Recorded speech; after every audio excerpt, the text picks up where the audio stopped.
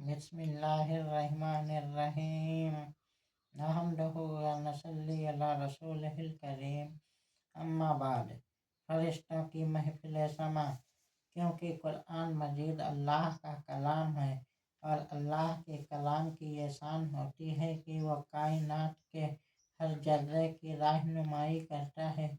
हज़रत दाऊद अलैहिस्सलाम पर जबूर नाजिल हुई उस जमाने में पहाड़ों और दरख्तों के लिए खुदा का हुक्म था, या जबाल ओबी माहुवत्तैर कि ऐ परिंदों और पहाड़ों मेरे पैगंबर दाऊद की ज़बान से जो कलाम निकलता है उसे सुनो। कससुल अंबिया में है जब हज़रत दाऊद अलैहिस्सलाम दरिया के किनारे जबूर की तिलावत करते तो बहता हुआ और दरिया रुक जाता था।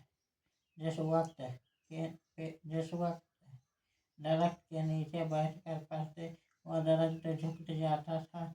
आसमान के परिंदे जबूर सुनकर नीचे उतर आते थे। गुजरते हुए जानवर बाअदब बैठकर सुनने लगते थे। जो लोग जोक दर जोक आकर जबूर की समाअत करते थे। जबूर के बारे में हमारा ईमान है कि यह अल्लाह का कलाम था, ये वही मिनल्लाह थी। लेकिन जबूर किताब भी जारी रही और हज़रत दाऊद की शरीयत भी जाती रही। अब हमारे नबी की शरीयत के बाद किसी की शरीयत नहीं और कुरान के बाद कोई किताब नहीं। जैसे कोई दूसरा नबी नहीं आ सकता वैसे कोई दूसरा आसमानी किताब नहीं आ सकती। सवाल यह पैदा होता है कि जबूर को सुनने के लिए क्या हुक्म है। एक दफ़ा हज़रत असीद बिन हजीर हुजूर की खिदमत में हाजिर हुए। अर्ज किया, हुजूर मैं अपने कमरे में तिलावत कर रहा था। बाहर हवेली में मेरा घोड़ा बंधा हुआ था और साथ पंगूरे में मेरा बच्चा सोया हुआ था।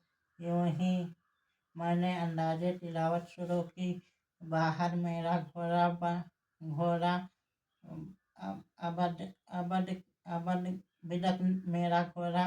बिदकने लगा। मैंने तिलावत को बंद किया और उस ख्याल से कमरे से बाहर आने लगा कि कहीं घोड़ा बच्चे को नुकसान न पहुंचाए। लेकिन जो ही मैंने तिलावत रोकी घोड़े ने बिदकना बंद कर दिया। मैं बाहर आ गया। मैंने फिर कुरान पढ़ना शुरू किया। घोड़े ने फिर बिदकना शुरू कर दी। फरमाते हैं कि आखिर मैं कमरे से बाहर आया। मैंने देखा कि मेरी हवेली से आसमान की तरफ एक लंबी कतार बनी हुई है और सूरज के किरणों से ज़्यादा तेज रोशनी है जो मेरी हवेली से आसमान की तरफ जा रही है। यह सुनकर नबी मुस्कुराए। फरमाया, सैयद बिन हजीर, तू कुरान पढ़ रहा था, फरिश्ते तेरी तिलावत सुनने आ रहे थे। जब तो तिलावत रोक कर बाहर आ रहा था यह फरिश्ते वापस जा रहे थे। मोहतरम सामईन, इस वाकया से खूब समझा जा सकता है कि अगर जबूर पढ़ी जाए तो परिंदों के झुंड भी आकर सुने। अगर जबूर पढ़ी जाए तो जानवरों के गोल भी आकर सुने।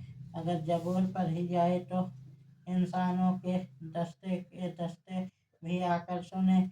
लेकिन अगर कुरान मजीद पढ़ा जाए तो ये जमीनी मखलूक तो क्या आसमानी फरिश्ते भी आकर सुने।